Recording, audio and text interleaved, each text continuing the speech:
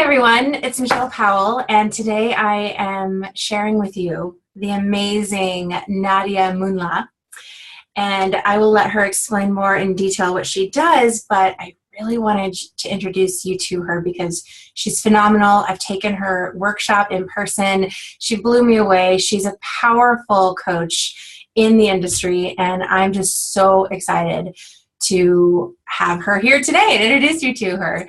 So she is a sensuality and health coach, which is so fascinating, right? So I want to say hello to you, Nadia. Welcome.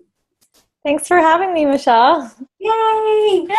So why don't we start with you explaining a little bit more about what a health and sensuality coach is? Yes, isn't it great? First of all, I love the pairing, which is part of why I'm doing what I'm doing. But essentially, the way in which this came about is that I initially started off as a holistic health coach. So that's what I'm certified in from the Institute of Integrative Nutrition. Started off doing just the very standard health coaching only for women, though. And what I noticed was that I was starting to bring in these elements of sensuality into it. And what I mean by sensuality is really about getting connected to your senses. So sometimes we think about sensuality from in relation to sexuality, which it is. But really, when you break it down to the basics, it's about connecting to your senses. Now, the reason we connect sensuality to sexuality is because a woman that is connected to her senses is feeling pleasure, and she's relishing in every single moment, in every touch, in every bite of food, in every movement she's making, right? And so a woman that is pleasured is a turn on for everyone, right? She pulls people in. She's a magnet.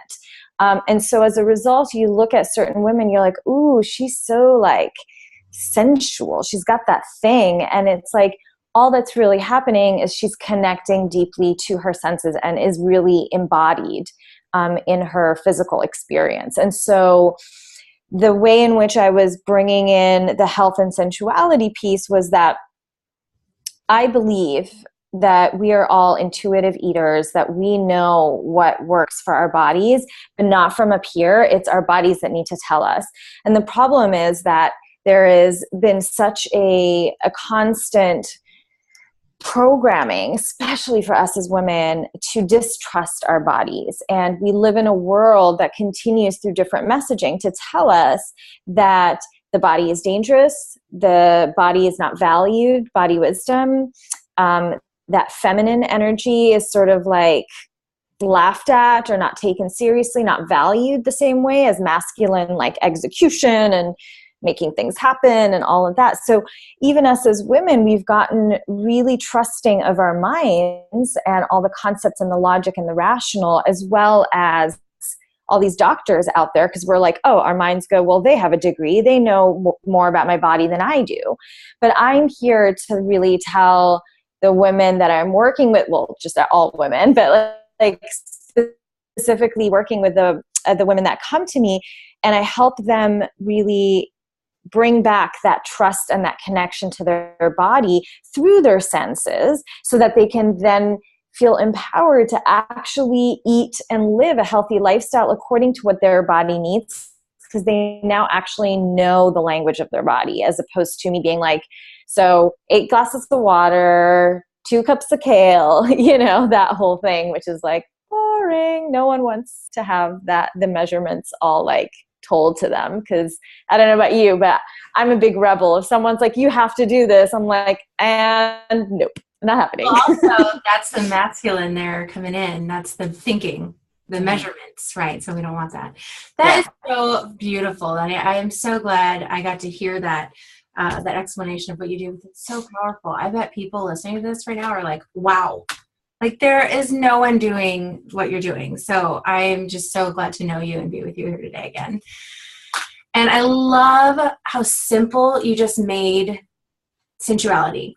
It's relishing the senses. That's beautiful. That is so gorgeous. I love it because I am a huge component for luxury. And a lot of the times people are like, luxury means like ritzy. And to me, it doesn't mean that at all. It means cherishing something so much and delighting the senses. And so that's so interesting. Now I've connected my own dots and deepened even more. Like sensuality is luxury, that they go hand in hand. That's fascinating. Totally. Totally. Yeah. It's something luxurious, I'm sure in your world is it's also like for me, I'm like, just indulge yourself and take a bath, right? Okay. You don't have a bathtub, take a hot shower, but like add in a drop of essential, like lavender oil or something. That can be luxurious. And actually I'll add on to that. This is just like coming to me now. The luxury is in slowing down and taking it in and being present. So you can be a billionaire staying at the most beautiful Hilton. Is Hilton even like a really good hotel? I don't know, but like at a really beautiful hotel, at a beautiful hotel, you know, on the most beautiful islands. Like there's like beachfront right in front of you. And it can feel very not luxurious if your schedule is crazy, if you're just in a mindset of, oh my God, there's so many things to do. Like maybe you're there to who knows what, you have work. So being in that mindset, you're actually not connected to your senses and you're not present. So you can't take in any of that. Mm-hmm. Yet a bathtub in my little teeny tiny New York bathtub, which like my feet are sticking out, like there's really no space, but I try to make it work. That with just 2 drops of lavender oil on it, like that's it. And I can feel so pampered and so taken care of and so luxurious. So I think the indulgence and the presence is really what's key. You know, I also think about quality when I think of luxury and sensuality. I think it's, you know, we talked to the difference. You can be in a Ritz-Carlton or a nice hotel and still not be present or not enjoy it. But you can also make something so full of quality through your senses. Mm-hmm. I love that. This is just fascinating. I wasn't planning on going here in the interview, but it's just like amazing. I love it. Okay. So going back to how you help women, especially learn to trust their senses, that stood out to me. That's very important for women to understand. It's definitely part of my journey. Absolutely. Still learning how to really embody sensuality and all of that myself. I think we all are to some degree. How do you help women learn to trust their body and their senses? It's a great question. We just press a button and we're done. Wouldn't that be nice? Although I have to say, I sort of enjoy like the journey of watching women go through it and honestly going through it myself, even like the ups and the downs. It's a layered process, and I'll walk you through it. Basically, I have this process that I like to think of the 4 stages or the 4 layers of embodiment. And the first layer, if the whole goal, right, is to connect to your body and to, once you've connected to your body, obviously that's how you develop the trust, right? So if the whole point is to connect and trust your body again, what you want to do is be able to hear your own body's voice, right? Your body has a way in which she communicates with you. And most of us are sort of like not really sure. Like every so often we're like, I'm falling asleep at the table. I think that means I'm sleep deprived. I'm hungry. I think that means I got to eat, right? But like past that, the nuanced communication is not there all the time. And so if we think of the body as having a voice, then phase 1 is really, or the stage 1 is really about, it's like you're on the radio station, but you're like one knob, like the knob's just a little off and you're hearing static, right? So you can hear there's something going on, but you can't really hear it. And so when you're in phase 1, you're like searching. I can hear it, there's a song, but you know, there's that static. And so stage 1 is all about removing the static so that you can get to the right station and hear the song, hear the voice. And that looks like very foundational health stuff. So we look at, like with my clients, I look at, well, what could be occurring in your life right now that is, and in your body that's stopping you from really hearing your body voice. And so For some people, it's food intolerances that they didn't know they had. For some people, it's not getting enough water. For some people, it's a metal, toxification in their body. They really need to do like a metal detox. For some people, it's candida, right? Like overgrowth of candida. There's a variety of things, but the key in this phase is to really focus on the physical body and to figuring out what it is on a physical level first that's stopping you from connecting to your body voice. And so we remove all of that stuff. So it's a lot of taking things out, but also bringing in new things that help support the detoxification, the elimination, the whatever it is that you're working on. Yeah. Then once you've addressed that, because I really believe that if you wake up every day with a stomach ache like I used to, you can't focus on anything else, because all you're thinking about is how do I make sure that I don't feel this pain so that I can move on with the day. So it's like survival mode. So we get rid of all the gunk. Step 1. Step 2. This is the phase where now that you are on the right station, you can actually listen to the song, hear the voice, and you start to decode your cravings. You start to make sense of, okay, well, when I get a migraine, it's because I ate gluten the day before. Or if I'm feeling really tired, it could be because I'm not giving myself downtime in the evenings, and instead I'm binge watching Netflix till 2 a.m., right? Whatever that might be. So starting to connect the dots really between the symptom and the source, what's going on and why, so that you can start to manage your own stuff and not feel like, why is my body against me? Why am I getting these migraines? Why am I getting these stomach aches? Why do I have like IBS symptoms right before a meeting? It's not a good time. Like, right, everyone has their own version of those problems. And starting to understand, okay, when I make this choice, this happens. And when I make this choice, this happens. Now, it doesn't mean you're always going to be, following everything that you're supposed to. I still go ahead. I'm not supposed to eat gluten, dairy, eggs, like a whole bunch of shit. And I still go out and have like 3 slices of pizza sometimes because I freaking love pizza and I'm in New York. It would be crazy not to have pizza. But I do it now on a day where I know it's okay for me to do, because I know what my symptoms are going to be. I know I'm going to be a little bit tired. I'm going to want to go to bed earlier, maybe take a extra digestive enzyme and drink some kombucha before I go to bed. Like, I've learned to manage that. And so this is what I want for my clients, is a chance to feel empowered and have the tools to do whatever they need to do to still indulge when they want to, but they know what the effect is going to be, so they can really control when it's going to happen. And it's not just like, coming out of nowhere. So that's phase 2.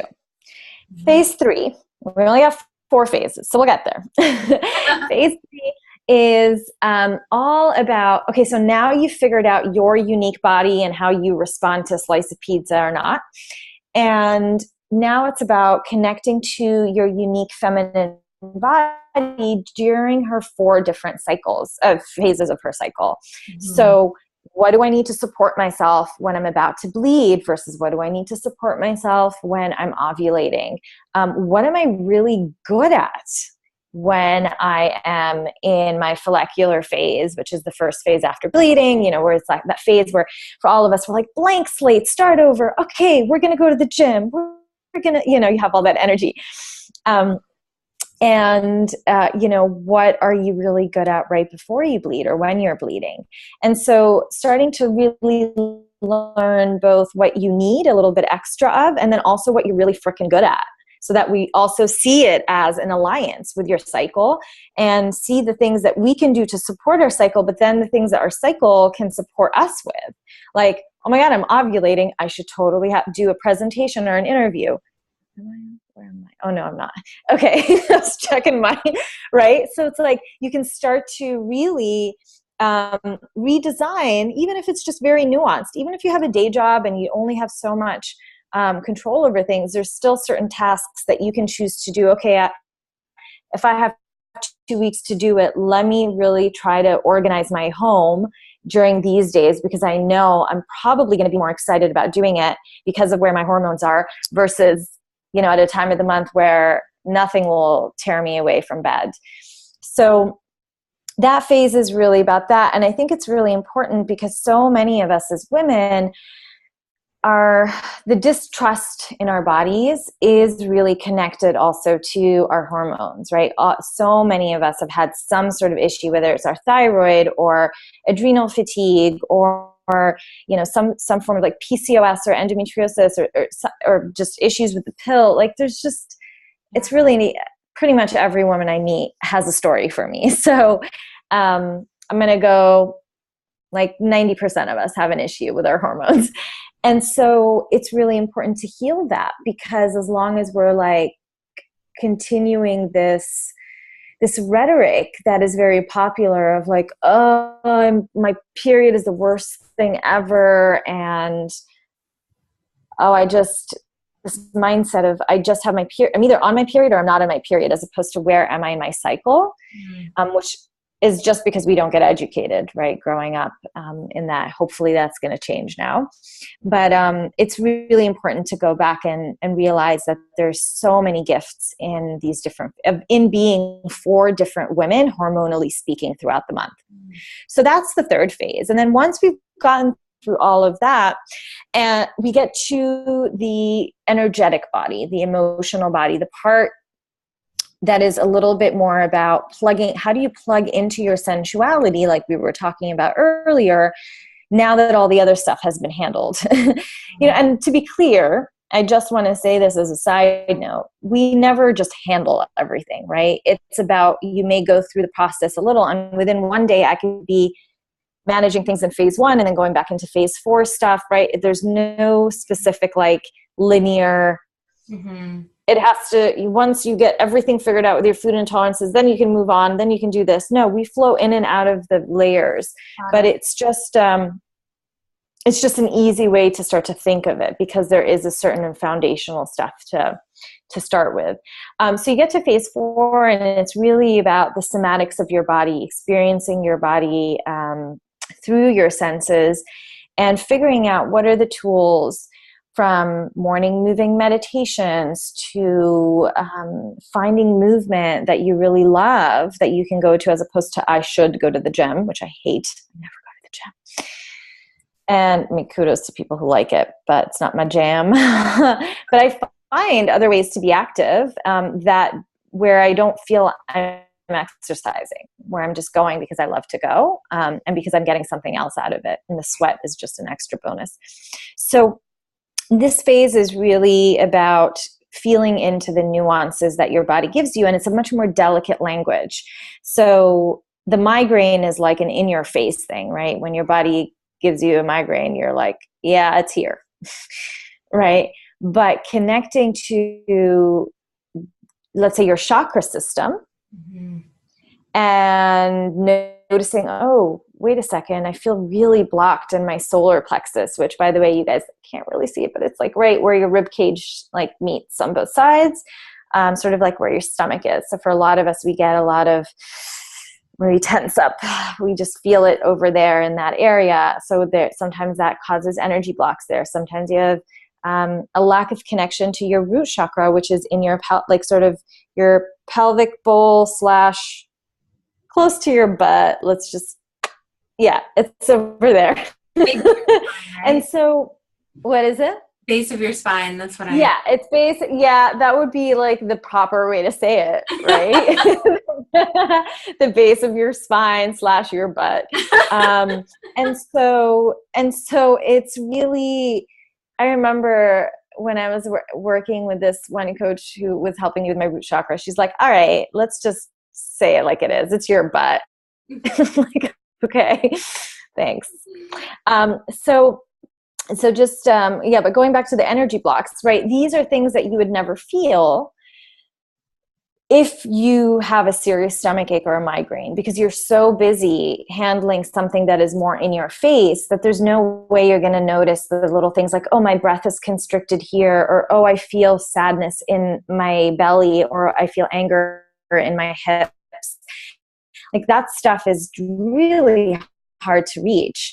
if you're dealing with so many other things that are essentially blocking, like we said, have that static element to what your body's telling you.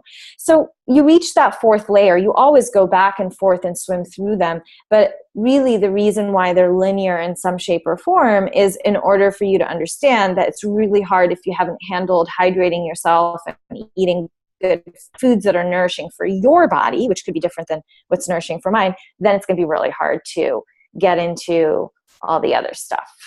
Yeah. Oh my gosh. I am just loving everything you're saying. It's so needed in this world. Oh my God. So I'm so grateful for you to share these details. What really resonated with me, I mean, with everything resonated with me, but what I loved most, and I was writing down notes as you were talking, was how in the beginning, well, actually, before I say that, what resonated with me is I find that most women just want the end result now, and then they want to add more. What do we need to do? What do we need to get in order to get what we want? Mm. And I love how you start the same way I do in very different ways, because I'm not this health and sensuality coach, is you pretty much, you start with decluttering. You release. You help them release what's no longer should be there, what's no longer serving them. And that's, I just want to highlight that because so many women disregard that process. So it's so beautiful that you shared we're not going to be able to get you to pleasure if you keep doing the things that are going to bring you pain or that is going to block you from experiencing pleasure. So that's what really resonated with me about your process. Yeah, and getting clear on what's really for them, as far as food, as far as needs, and just bringing in that awareness. So this whole interview is all about creating flow. So you shared so much, and all of that was how you create flow. You even talked about real flow, the period. Yeah, right. That is a life changer for sure. Managing your life according to your cycles. Now, if someone, I'm just thinking of like an example, if someone were to say that they're totally disconnected from their body, what would have the most impact of those 4 phases, do you think? Oh gosh, it totally depends on what they're struggling with. Okay. Yeah. So let's turn it around then. What about you? What has been the most impact for you? It's been, I've modeled this process based on essentially my journey, but then also, of course, I've been working with women who mimic my journey in some shape or form. And so really all of our journeys. And so I don't think that there is one particular layer that is more effective than others. I do think starting with the first layer is really important if you haven't handled that. But sometimes clients come to me and they have done the work, like they've worked with a health coach before, a naturopath, they know what they're intolerant to, they're getting 10 glasses of water a day, they really just have that stuff handled. So we don't spend too much time there. There's usually still a few things that, blind spots that have been missed, but essentially we'll work with whatever it is that they're coming for me for, which sometimes could be more about, trusting that feminine energy, that sensual body, feeling safe. A big thing for me in my work, the women that come to me are all about wanting to feel safe in their erotic, sensual, feminine bodies, because this is the messaging that we've gotten over and over again in some shape or form, sometimes in really awful ways, and sometimes just peripheral, right? Like just all the media messaging, all the shows, all the photoshopping, whatever, all of that stuff that is letting us know that you don't want to draw too much attention to yourself. But also if you do, it can be powerful and dangerous at the same time. So there's like all this confusion around, well, how do I embody my gorgeous curves and be proud of them and feel them? And the thing is, for us as women, we have what Sheila Kelly, who is the founder of S Factor Movement, which is a studio that I teach at, which is sensual movement and pole dancing. And what she says so often is that women have these feminine geniuses that she likes to call, and it's really there's like emotability, like the way that we can emote in our bodies. There's a really strong sense of like, we just connect to our senses better than men do. And again, when I say men and women, it's like, a very fluid line here, but we're just talking about the extreme polarities on the spectrum. Excuse me, I don't know what's going on with my voice. Hold on. And so it's, what happens is for us as women, when we actually do embody our own physical bodies, there is so much that we're awesome at in our bodies, from really feeling it and emoting through our animal body, that we like freak out people. It's scary because it's so powerful. And it's because it's so powerful, both for us as an experience and for the people around us, it's why there's been so much focus historically on the female form, why we've tried to cover the female form, why we've tried to alter the female form, why we've tried to, do things like negate female sexuality in certain parts of the world with, really awful practices that are still out there. And, not to take it too far into the dark side of things, but all of that is why there is that distrust, so it's really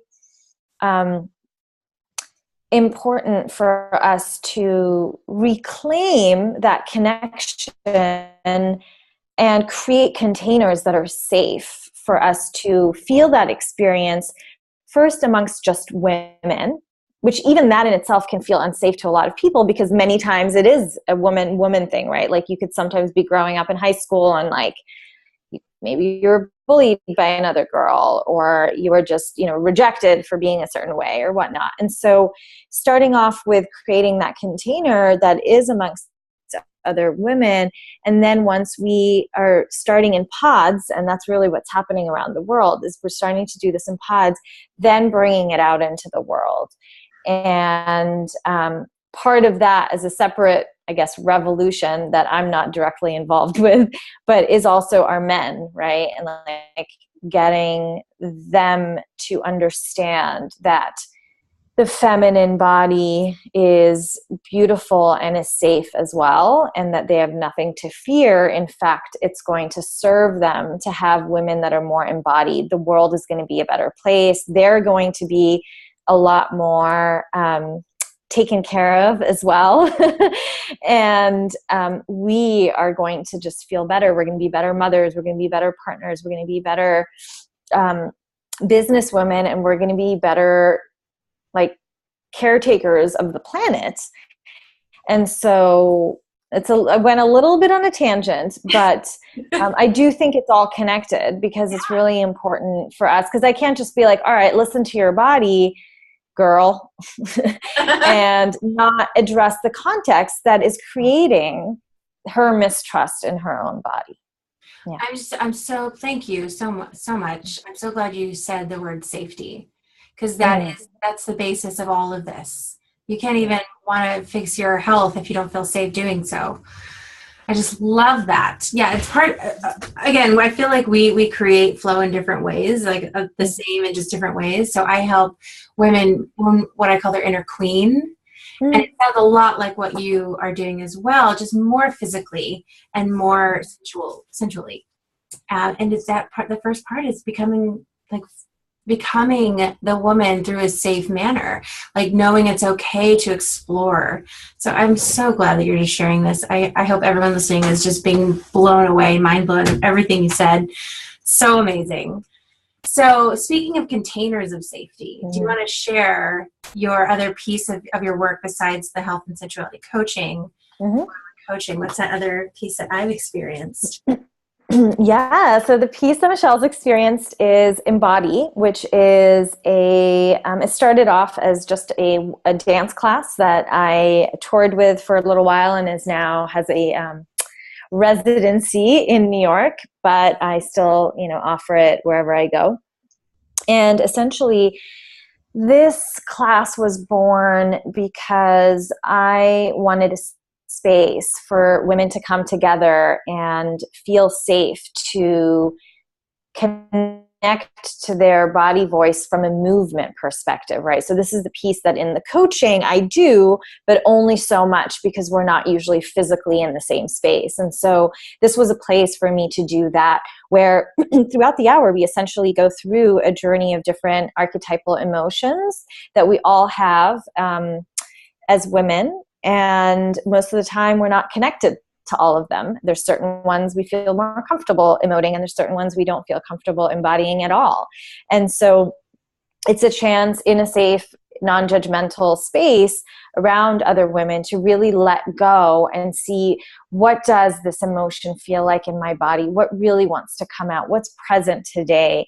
Asking yourself all these questions, because I think so often, again, another reason why there's such a distrust in the body is because we've gotten so used to being told, this is a choreographed dance. Learn the steps, right? That's all dance classes pretty much. You're going and you're learning steps. And for me personally, and this is just a selfish thing, I have the worst. I cannot follow choreography. I grew up dancing, like I was going to be a professional ballerina. So I don't know how that would have turned out because I cannot follow choreography at all. And I hated the experience of going to classes where I'm like, I want to dance, I want to sweat, I want to just jam out to music, but I don't want to walk away feeling like I failed because I couldn't, like I'm going left and everyone else is going right. And so there would be this constant, like I'd be so busy pep talking myself in my head and like I just having this whole separate experience that I was like, no, I want classes where there isn't choreography. So I went to some of those classes and realized I felt too lost because there was absolutely nothing, no choreography at all, like no guidance at all, where like 5 rhythms or ecstatic dance, if anyone knows these, you literally just walk in the room and the music is just on and you dance. So there's no one telling you at all what to do. And so here I was going like, okay, so I don't like the choreography and I'm freaking out about having no one guiding me in the open space. And so the Embody class is really a little bit of both. It's a place to bring you in. So I'm still guiding you in the first 20 minutes or so. I take you through different parts of your body, through your different senses. I try to warm you up so that you're in a place where you're connected enough to feel safe to go out and explore and try your own thing without the choreography, instead of just throwing you into the pool in the deep end and being like, see you later. So that was sort of where that came from. And now what I'm doing is I'm also hosting Embody workshops. So those are more immersion versions of Embody where we have a half day or full day where we have that dance experience, but we're also doing a lot of partner work and taking the time to connect to your chakras and seeing, what's blocking you from certain things and really working primarily with this nuanced energetic body to help. We're like bypassing the mind and going straight to the body when it comes to certain blocks in your life. And so that's where I'm going with that. And that's something I'm actually offering to anyone. So anyone who has enough girlfriends in town and wants me to come, you just email me. We set up the details, and if there's enough interest, I book a flight and I come down. So that's really exciting for me because I'm going to hit every state. Yeah. I'm going to do it. Yeah, that's so rad. And that's great that you're doing these workshops because I feel like when I did it, I did want a little more. I was like, oh, that's the taste. The teaser. Yeah, it's a teaser. So I'm so glad you're doing that.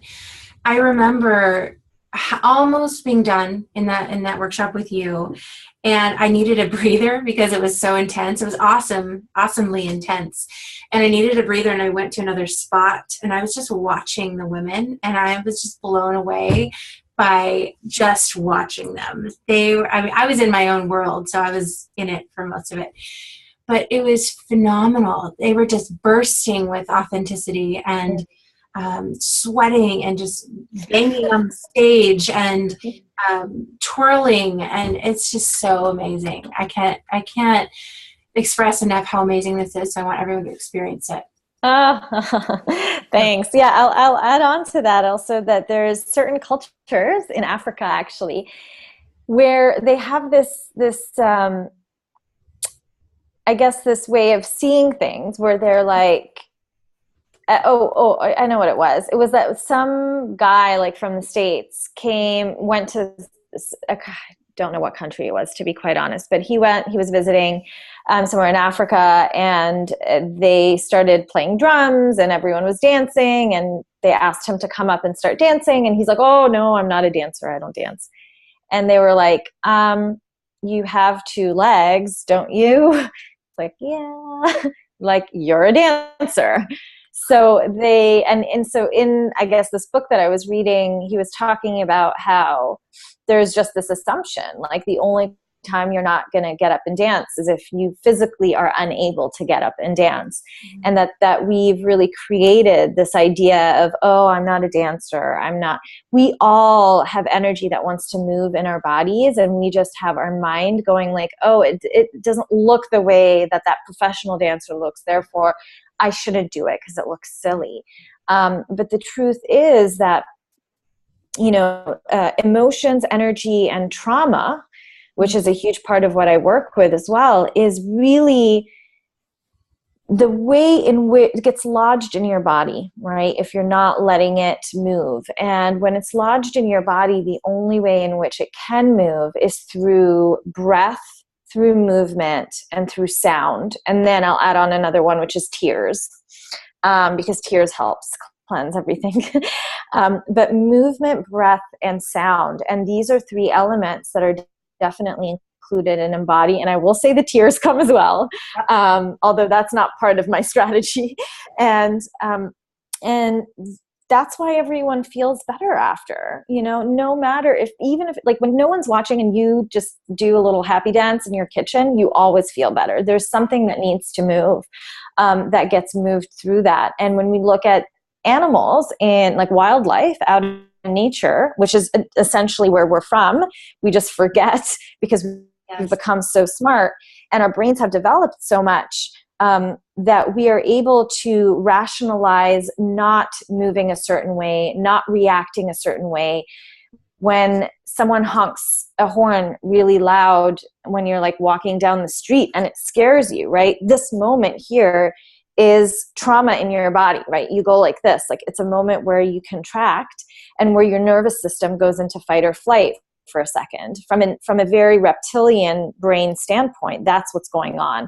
Now, the problem is that our more developed brain, in what I think is like the neocortex, but don't quote me on it because I have the worst memory with that stuff, probably because my neocortex is not developed enough.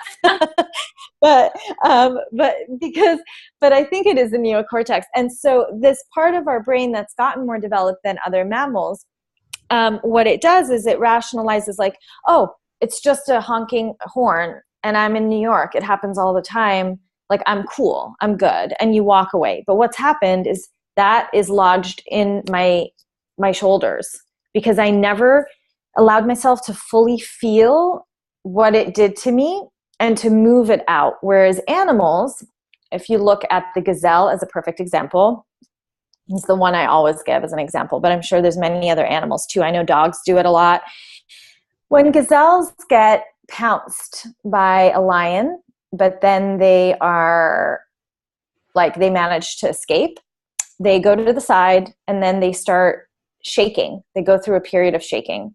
I saw footage also of a polar bear, same thing.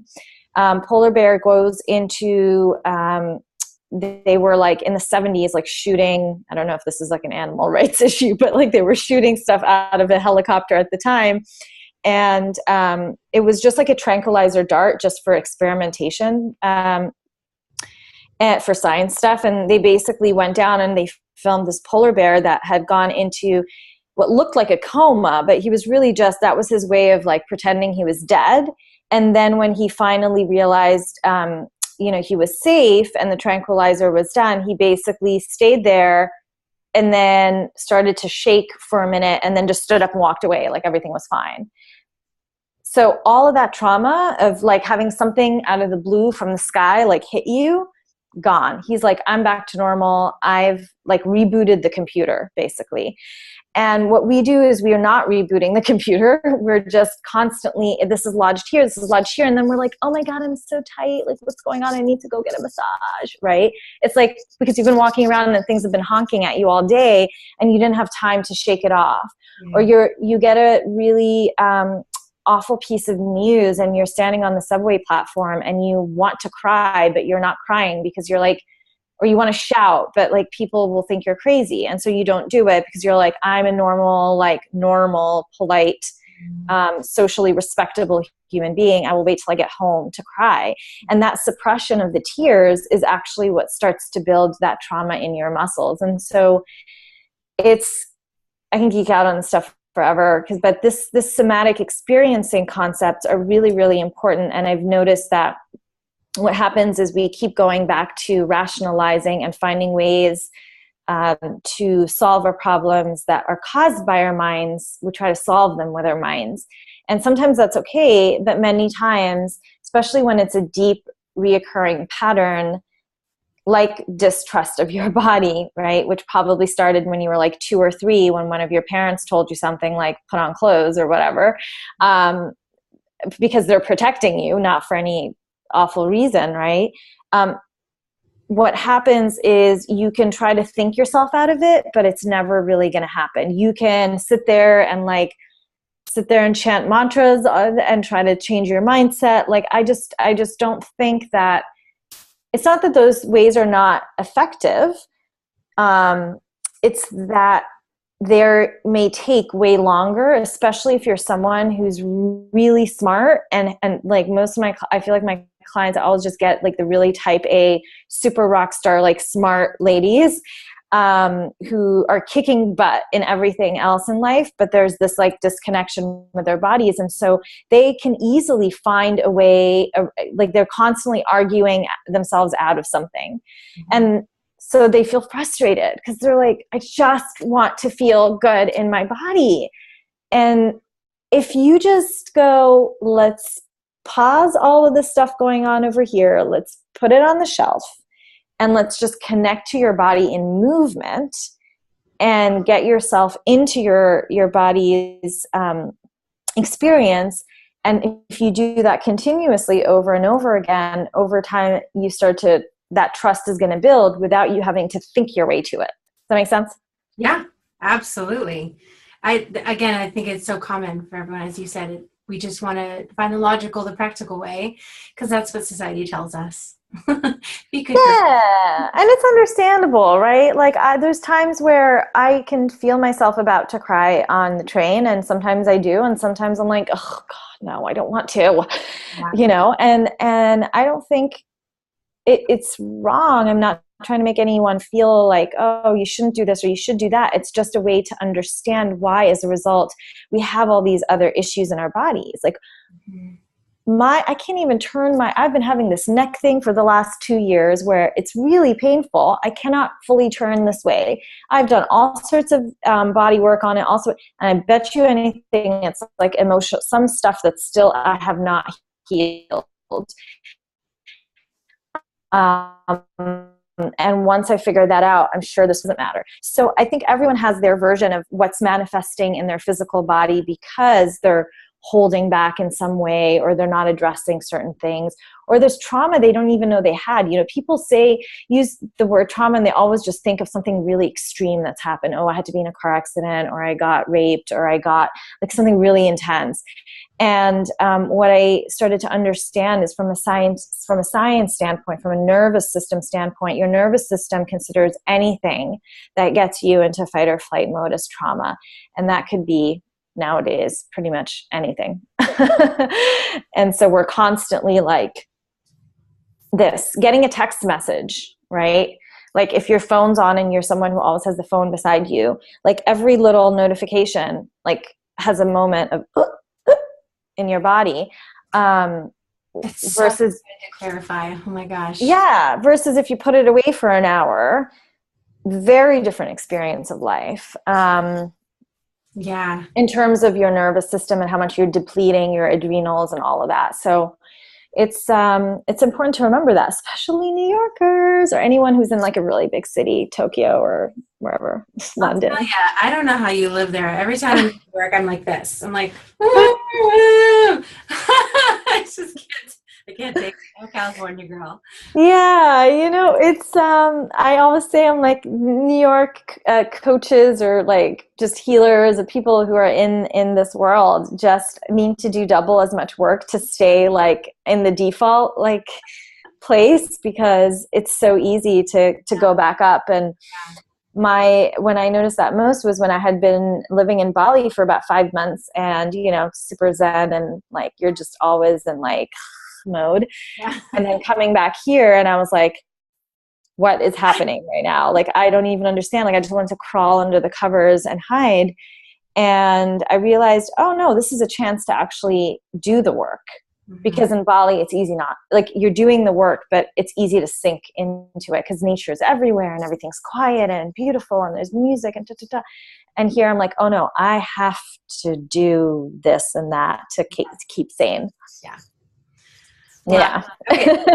I'm going to recap that last thing that you said because it's very important. So anything that gets you into fight or flight mode is trauma, right? Yeah. So, I mean, to be clear, like when you get into fight or flight mode, what that's doing is it's constantly signaling, like it's just putting a lot of pressure on your adrenals and your endocrine system in general. So that's going to deplete your energy a lot. In terms of trauma, I think the definition is going to depend on who you're talking to. So someone who has been trained in somatic experiencing versus someone who's trained in psychotherapy, I think it's going to be a little bit different. So I don't want to have that be an umbrella statement, but the point I was trying to make was that every little, even the tiniest things that we don't think about can cause these little like aggravations in your nervous system. And then something as small as, I don't know, the neighbor upstairs drops something and it scares the shit out of me. And, I have like it's just like that sound just gets me like this for a moment. And then even if I relax, it's like that's in there unless I, in the moment, like shake it all out, which sometimes I've started to do. Sometimes I've started to notice, oh, wait a second, hold on, there's something in here. And I just have to jump for like 2 minutes. I just jump around like a crazy person. I'm like, okay, it's gone. I do that sort of in a similar way too. That's so interesting that you're putting all this together. And so I wrote down what you said too. It seems to me that how you create flow, both in your work and in your life, as you do your own work on yourself, is through the breath, movement, sound, and tears. Correct? In the embody like stuff, yeah. Would that be how you would say you would create flow in the body? Yeah, because if we think about it, flow is when there isn't obstruction.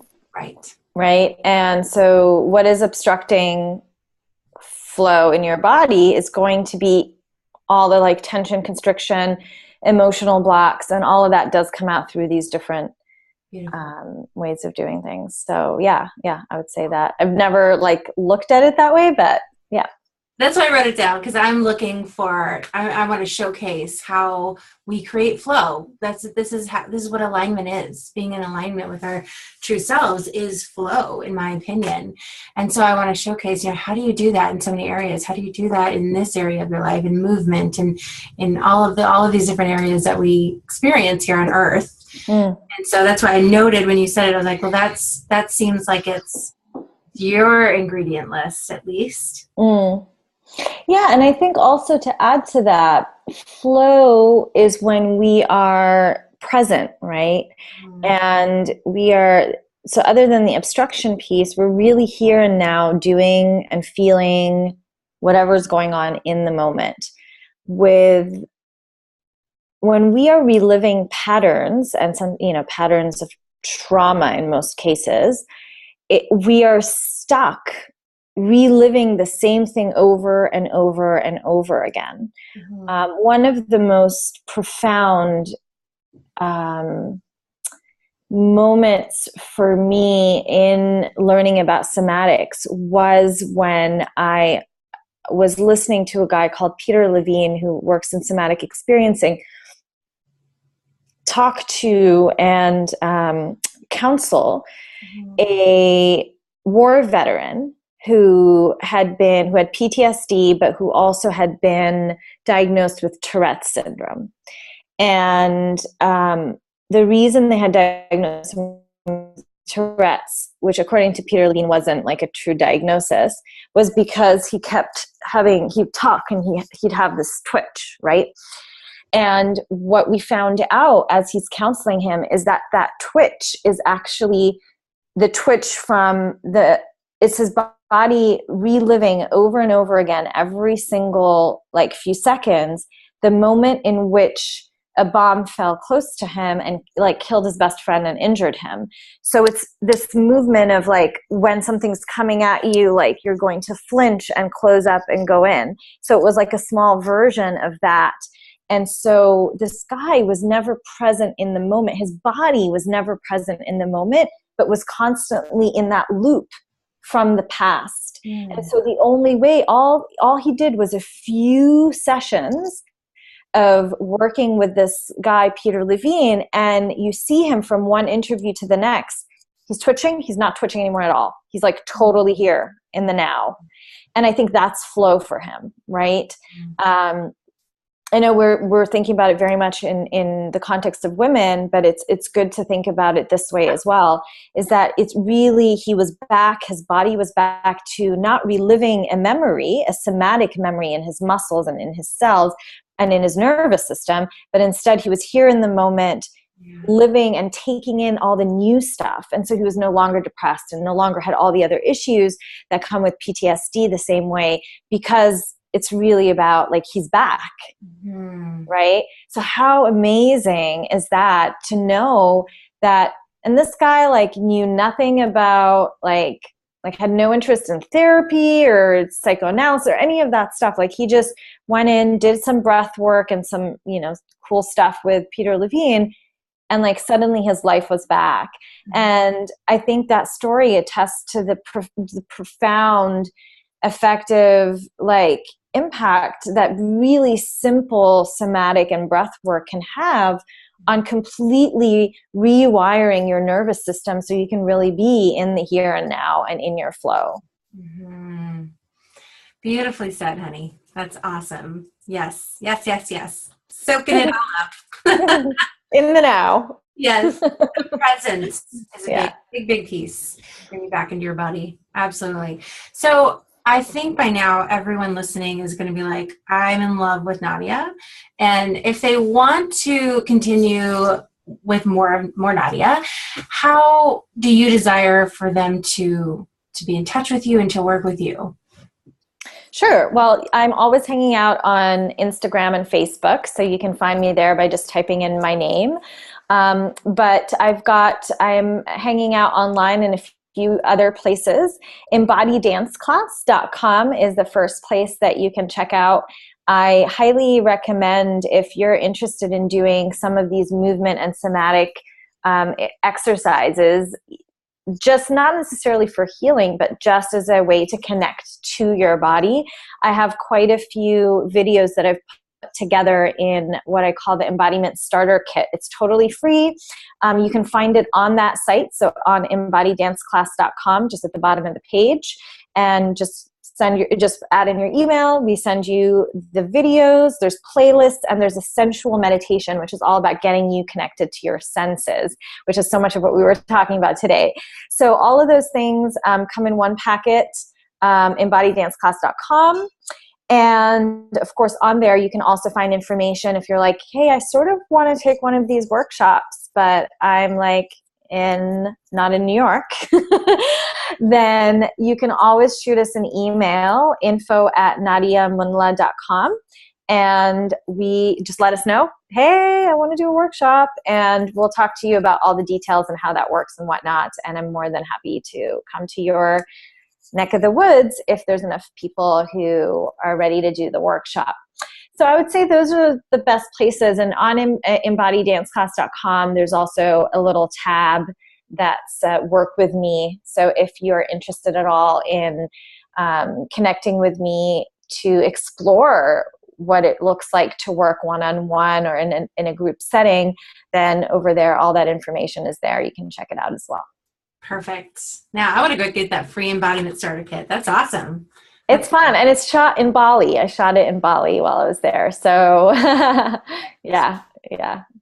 Well, it's just a breath of fresh air to speak to you today. I hope everyone else is feeling the same way. And I love how you illuminate so much from something that's so simple and so ancient. Our bodies, being an animal body, being in flow, it's so ancient, but we don't notice it anymore. So I'm really grateful for you to share everything that you did today. I hope I think it was amazingly valuable. So thank you, honey. Thank you. Thanks again for being here. Thank you. Thanks for having me.